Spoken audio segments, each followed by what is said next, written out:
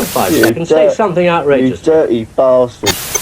Too big, too small, size doesn't matter. I believe it's important to see those. I believe it's important to see the dark areas of society so that we can acknowledge and we can address them. And I think the only way to address them is through conversation. But it is hard, especially when it feels toxic and you want to walk away from it. I guess a lot of my interactions with government have involved what I considered to be abuses of authority.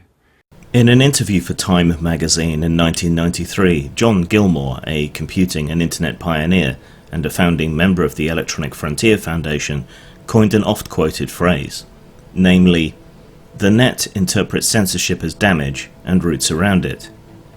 Gilmore is just one of the archetypical idealists who created the ideological slant of the early internet as a social and technologically libertarian bastion of free speech and information. John Perry Barlow, an author of the Declaration of the Independence of Cyberspace, published in 1996, can also be considered one of the founding fathers of internet culture, and that document sketched out the principled vision that so many had for the positive, transformative power that the internet could have, and the innate resistance those early pioneers had to interference and control. Another formative phrase is that information wants to be free, coined by Stuart Bond, merry prankster emeritus and editor of the Whole Earth catalogue. He was referring to value, information being intensely and intrinsically valuable, but at the same time endlessly replicable, with the cost of doing so ever reducing. In the modern context, it has taken on an even more important meaning, free as in unoppressed. That idealistic vision is now increasingly marginalised and seems very distant. It is adhered to only by groups and individuals who are written off as extremists, trolls, or even, without the intent of hyperbole, as being evil. These are the internet settlers and cyberspace natives who operate on the internet's own rules of behaviour and understand that it is different from, rather than an extension of, the real world. At least for now. The internet is facing an unprecedented level of censorship. The Wild West is decidedly over, and the future of online freedom hangs in the balance.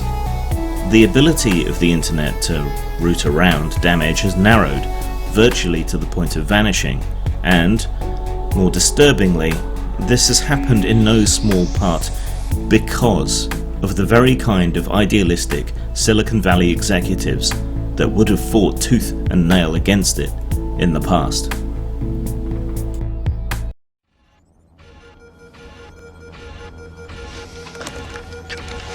Mr. The Plague, something weird's happening on the net. As in what, you hapless techno-weenie? The accounting While versions of the internet existed before the World Wide Web, it was Tim Berners-Lee's innovation that allowed it to catch on fully to the greater public consciousness.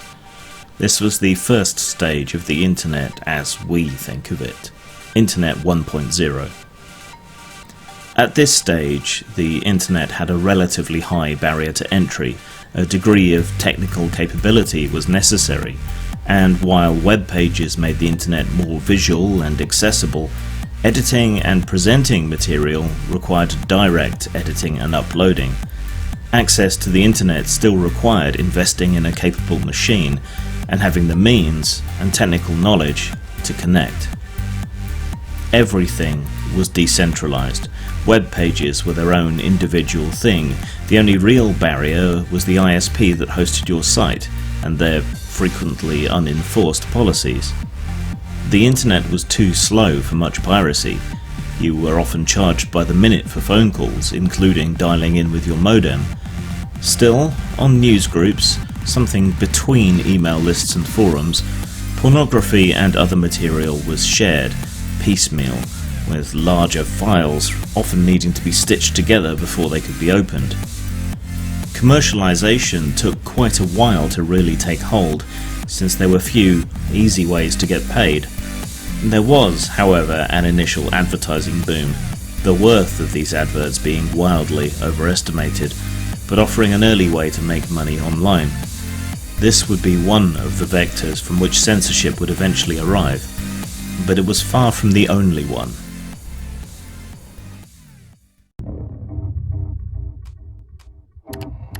Who's that? A girl in my class. Zero friends. Super weird.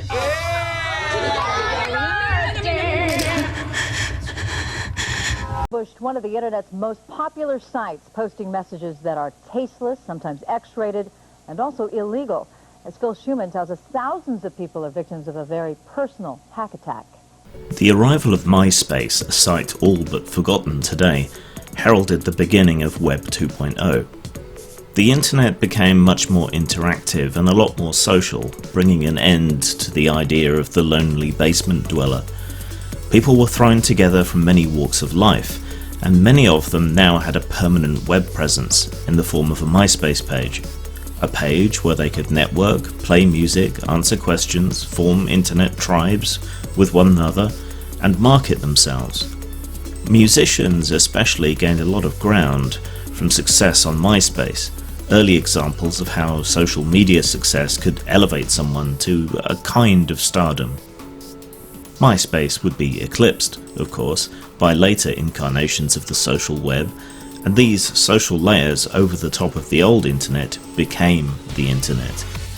The old idea of web portals became a reality as a side effect of Facebook, Twitter, Instagram and YouTube becoming the main, and often the only, way that many people interact with the internet at large. If you don't have a presence there, you may as well not exist online anymore.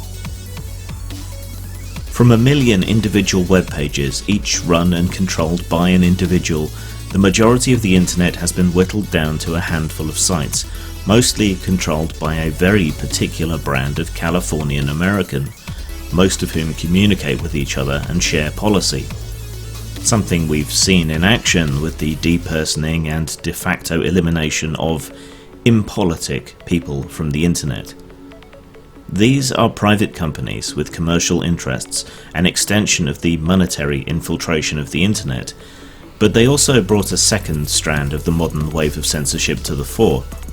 Social media and the concentration of communication and power in fewer hands and fewer sites gave the outrage mob its power, a critical mass of offence or hatred that could be unleashed to force censorship and control.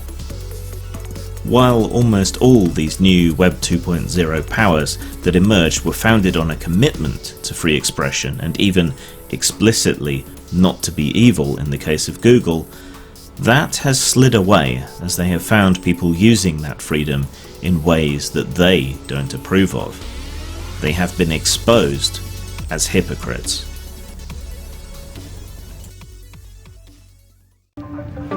China started piloting its social score system in 2015 in villages like this one. Recently they put in what look like metal detectors, right?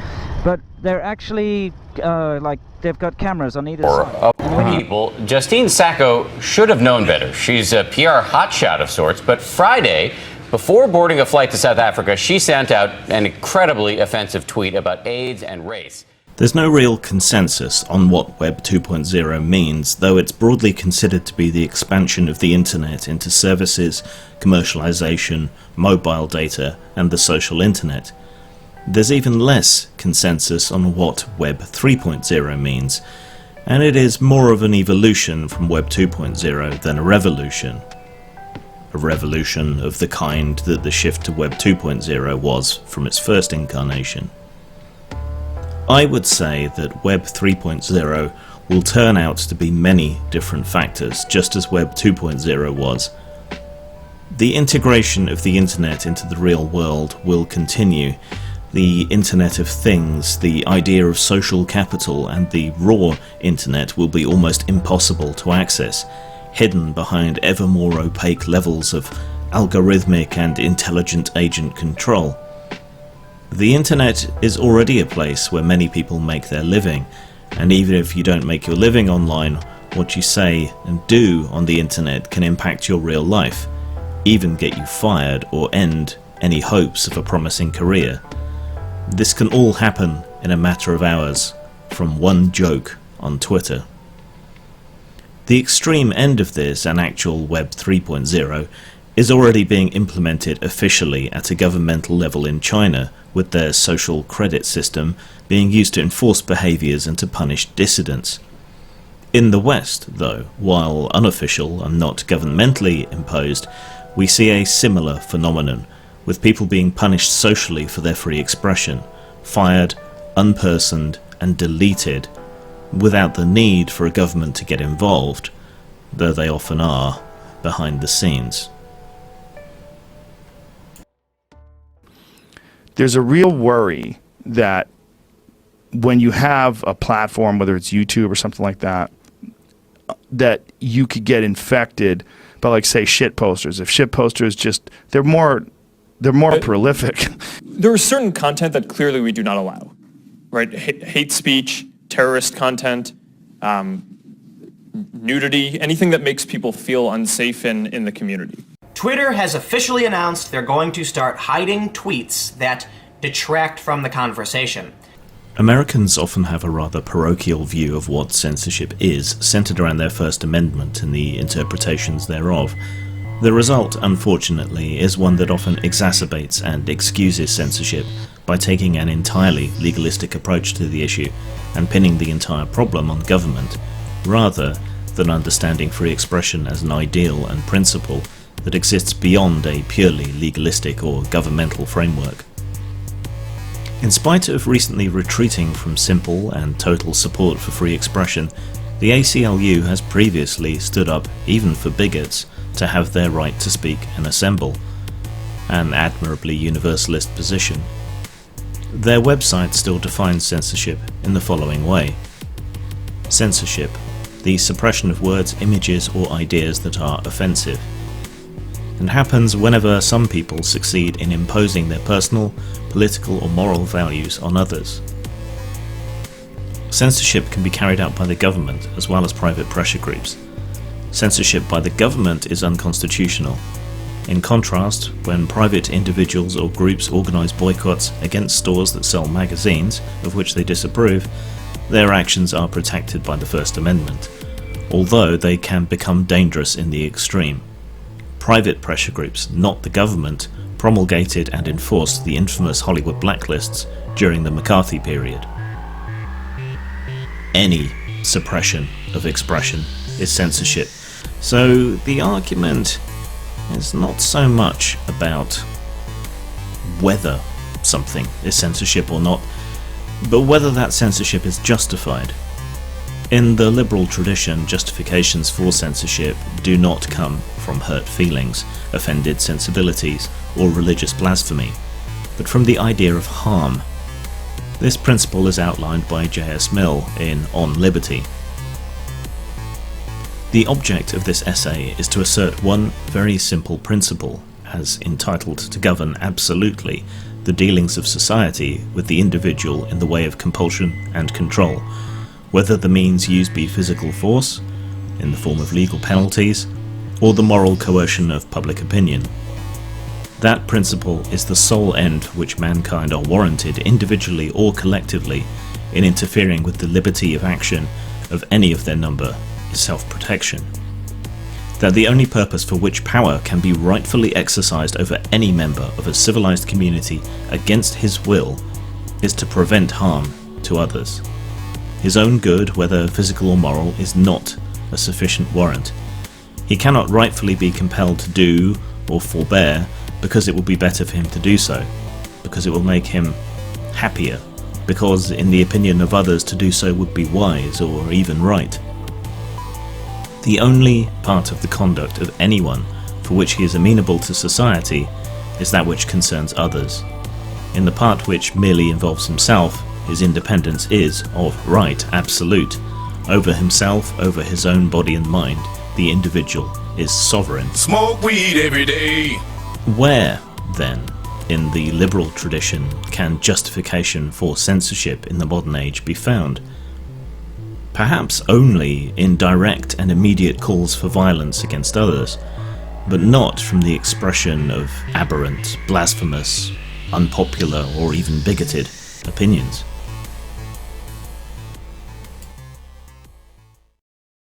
If you're trying to get onto Facebook anywhere in Pakistan, you won't be able to. The site has been temporarily shut down by the government. This is the Great Firewall of China. It blocks access to Twitter, Facebook, Google, and much more. The British Board of Film and Censors has decided to ban very specific porn production in the UK. This is not to say, of course, that governmental censorship has disappeared. Governments still censor on many grounds, and while slow to act and to understand technological change, have begun to take steps to undermine privacy protections, including encryption. In the United Kingdom, a concerted attempt, backed by ideological activists, has been made to bring back censorship of adult material, after control of such material was liberated by the rise of the internet in the 1990s. As is typical of such legislation, it is loosely worded and not limited only to pornography, but includes many otherwise legal forms of expression as well, including, peculiarly, the esoteric, whatever that might mean. Governments are, however, hemmed in by various human rights guarantees and legislative blockades. Our rights are guaranteed, to different degrees, to be immune to governmental interference. This doesn't always hold, but it tends to make governments somewhat accountable and transparent about what they're doing.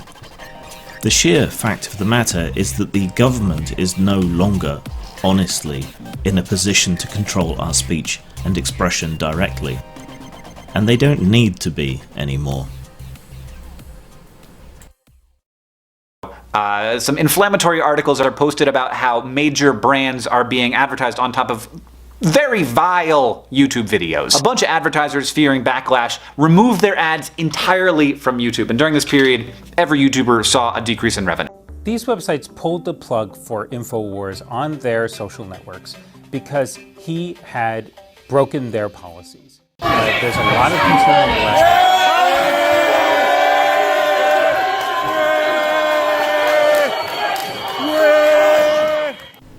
Private censorship is the challenge we face today, and it is something we are ill-equipped to meet. Dealing with the problem is going to require a compromise of principles in one way or another. Either we allow private companies to interfere with people's expression, or we step in to protect people's rights by constricting the capability of private platforms to police their content. The concept of the public square harks back to the old-fashioned idea of the actual, physical public square. People would come together at a market, and those who wanted to communicate would talk, hand out pamphlets and rabble-rouse. These are the rights that were initially guaranteed to be free of interference. These days there is no public square in that sense, or at least not one worth mentioning. These same rights were extended as the social and technological context evolved, guaranteeing or at least negotiating rights as they pertain to print and broadcast media. In that instance, ensuring the rights of private media corporations against the potential depredations of abusive government. We are now in the peculiar position of having those self-same media companies whose own expression rights were guaranteed in the past, abusing their status as the medium of public discourse in an attempt to control and direct that discourse, denying others the very freedoms that they were guaranteed. Private censorship is inflicted upon us from several vectors, and these, by and large, represent choices that social media companies have made, not things that they have had to do. Some justify their censorship as a matter of personal ethos, despite often having previously expressed a commitment to free expression as part of that very same personal ethos. Patreon, ironically a company that came about as a means to bypass some forms of private censorship and to allow marginalised creators to make a living, has chosen to exclude adult material on that basis, though that is not the whole story. Some justify their censorship on the basis of harm, and when this comes in the form of bans on terrorist glorification or recruiting videos, bomb-making guides, and similar material, they may have a point. However, the concept of harm has drifted a long way from that of John Stuart Mill into the far muddier waters of offence, hate speech, religious sensibilities and transgressive art, with policies far more restrictive and arbitrary than those that we find in law. The public square is now to be found on Facebook, Twitter and YouTube, and as such is in the hands of a very few mighty people who have none of the restraints we have laid upon government in controlling our public discourse, something that they have begun to do and something that other interests have taken note of. This power is something we have praised when it came to the Arab Spring, and something we have been horrified about when it has come to Russian intelligence operations or the rise of alternative media. Private censorship is also enacted, even against the wishes of these social media companies, via the strong-arming tactics of payment processors and banks. This has long been an issue for adult workers, with banks and online payment facilitators refusing them service, or even confiscating their money, seemingly without repercussion. Now, we have financial companies like Stripe and MasterCard using their clout to force social media companies and crowdfunding sources to cave to demands for more censorship on political or content grounds. A relatively new version of this same phenomenon has come via application stores. There are really only two players in this field, Google via Android and Apple via their App Store. The threat of having an application removed from either is often enough to force the makers of that application to give in, whatever their stance, and to censor. Even relatively big players like Tumblr have been forced to enact censorship because of threats from Apple.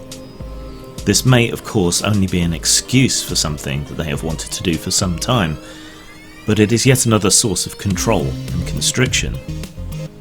Perhaps the most bitter irony is that these capitalistic companies are aided and abetted in their quest to censor people on their platforms by protesters, many of whom are anti-capitalist. Codenamed Dragonfly. This time, The Intercept wrote about a memo that circulated within Google, written by an engineer. The memo said that users would have to log in to Dragonfly in order to use search. Information would then be shared with a Chinese partner. Germany has reached a deal with social media giants to remove any offensive comments deemed to be targeting asylum seekers.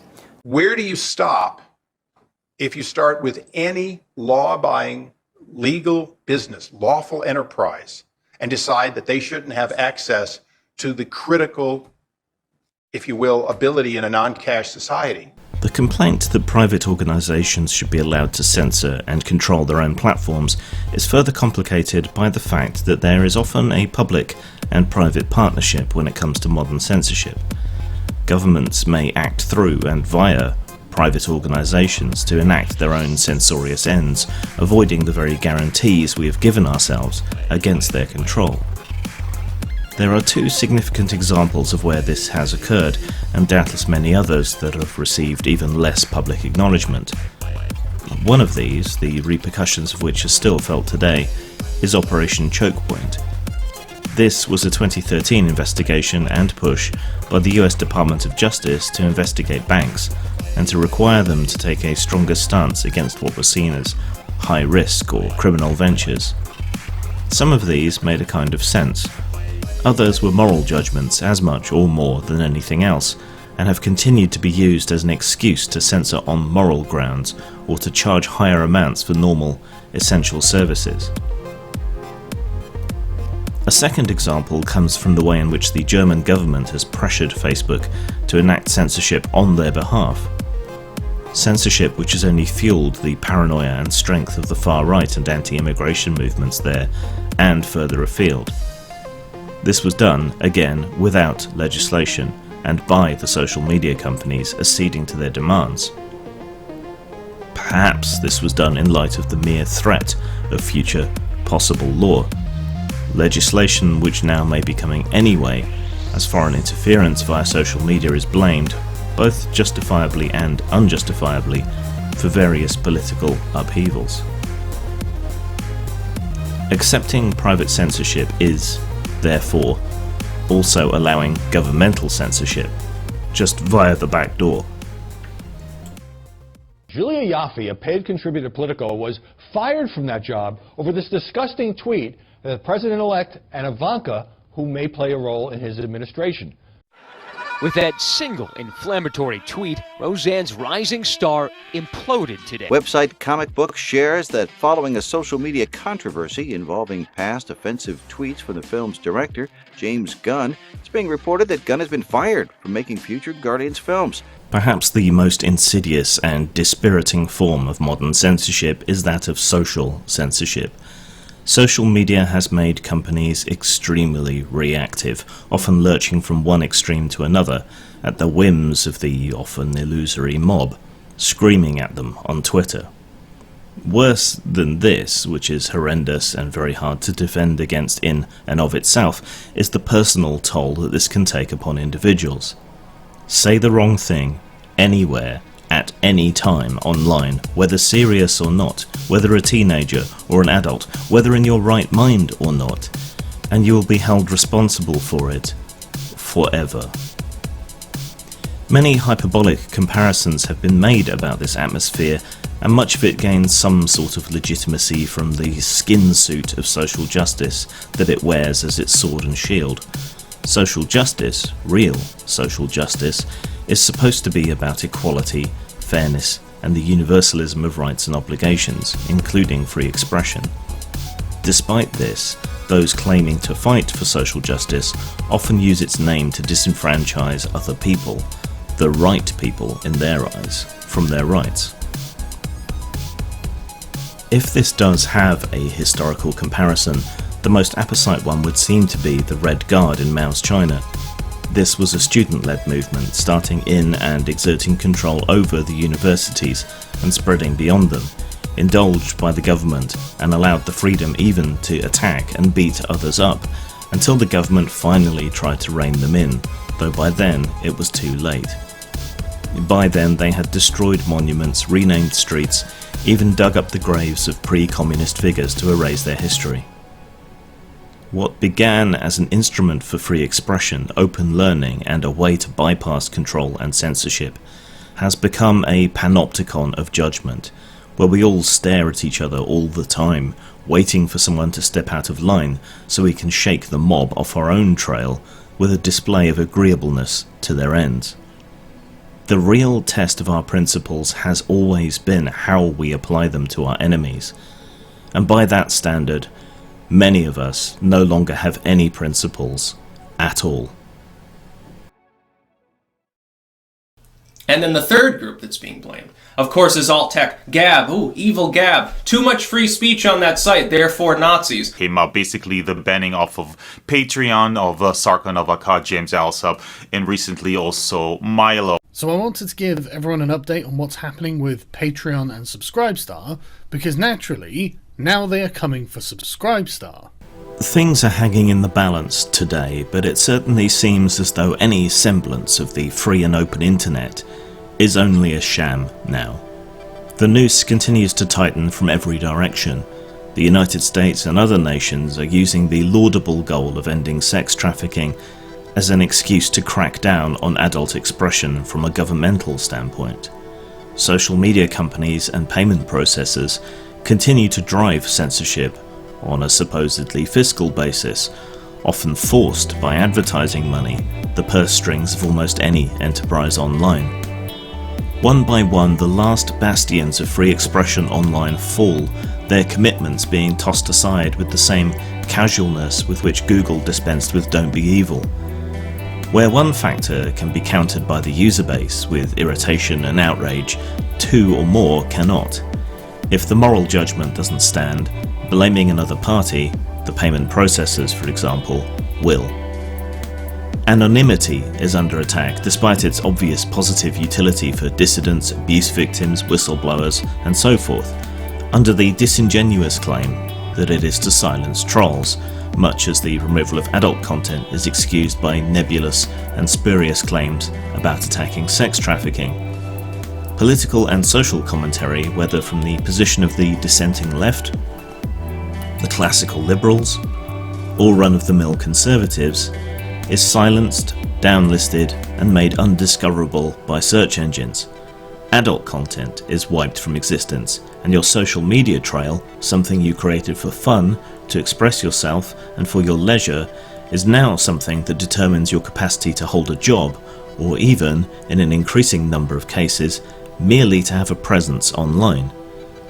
This from the very people who, in the past, have most benefited from the extension and expansion of the very rights that they now seek to take away from others. It may be too late, but it may not. The early dreams of the internet may yet still be able to be fulfilled, and it may again be that the damage can be rooted around.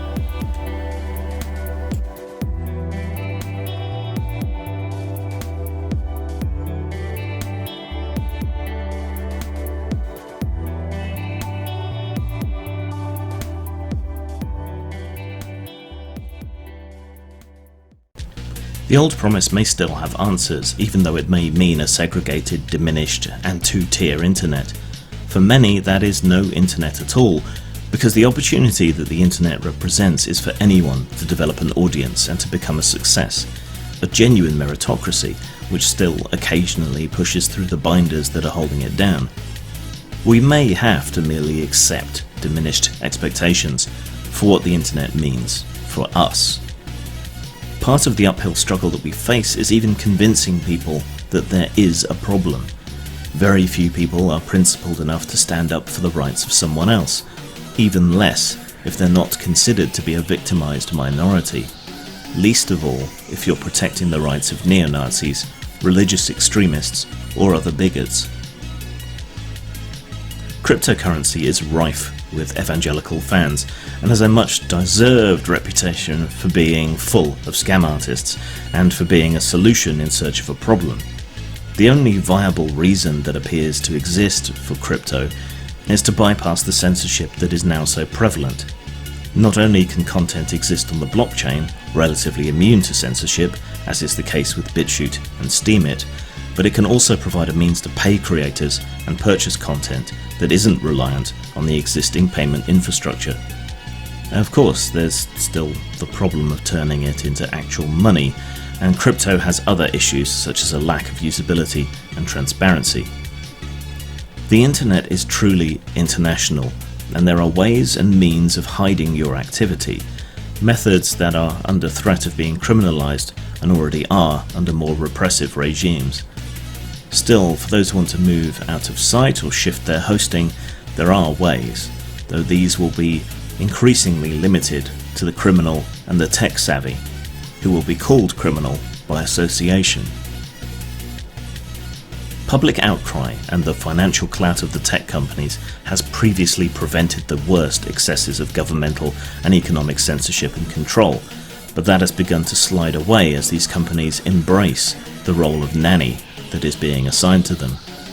This may well end up causing them more harm than they have anticipated, since they are taking the responsibility of publishers onto themselves, something they have previously had a safe harbour from.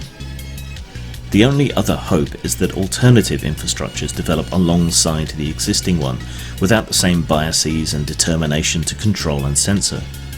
As more high-profile people, as people from a wider political scope, are affected by this censorship, this solution becomes more likely. A rebellion of the more libertarian or conservative Silicon Valley tycoons seems increasingly likely, though it is also likely that they will only offer a different set of constrictions to the currently prevailing orthodoxy. Oddly, one of the main hopes could be for government intervention. There is a precedent for the government interceding to protect people's rights from private entities. Protections on the basis of race, gender, sexuality, and more. How much more sense than this would it make, then, to intercede on behalf of universal rights that everyone holds, such as the right to free expression? It shouldn't be a hard sell, but the first people to suffer are often the impolitic, the immoral, the edge cases that people are unwilling to defend.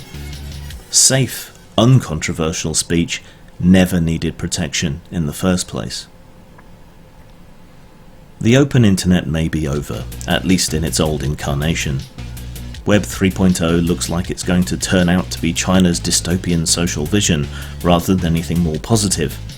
As the internet integrates with our lives, it will be more like an episode of Black Mirror than anything more positive that we might imagine for our futures. We give private companies masses of information about ourselves, information that we would be hesitant to reveal to an employer, the government, or even a lover. And it's all there for those who wish to look. The best we can do now, perhaps, is to fight a rearguard action to prolong the inevitable and to give the innovators time to produce viable solutions, and to be aware of what the end of this particular line might look like. Long term, there needs to be a resurgence of interest and commitment to the rights and freedoms we've allowed to be taken from us. And they haven't been taken by the government. They've been taken by the new moral entrepreneurs of Silicon Valley.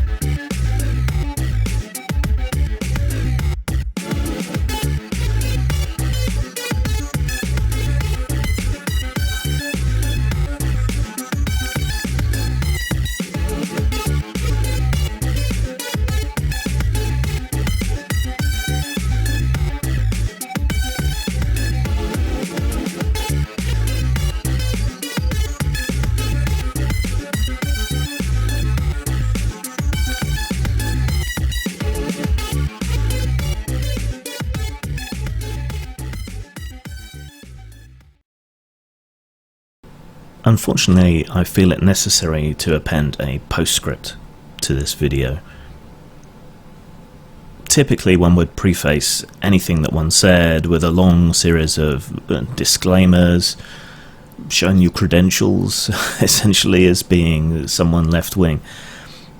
I didn't bother to do that at the front of this because it always kind of sticks in my craw. The arguments should stand for themselves. But I am extremely left-wing. I've included snippets and references to people that I vehemently disagree with, people on the alt-right perhaps. But the point is that these people also have rights, and these things always creep further than we intend them to.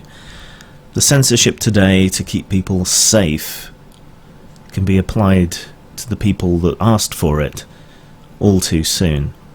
Does anyone really think that their LGBT or other content, sexually free content of any kind, is going to be safe from the censors, from the advertisers?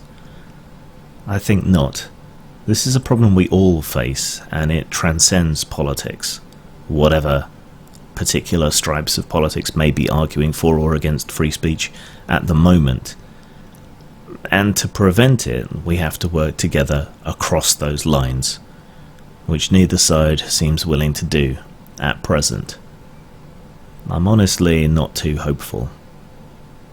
I've been affected massively by these issues, in my business, in my personal life, for standing up for the rights of people that I disagree with and even hate.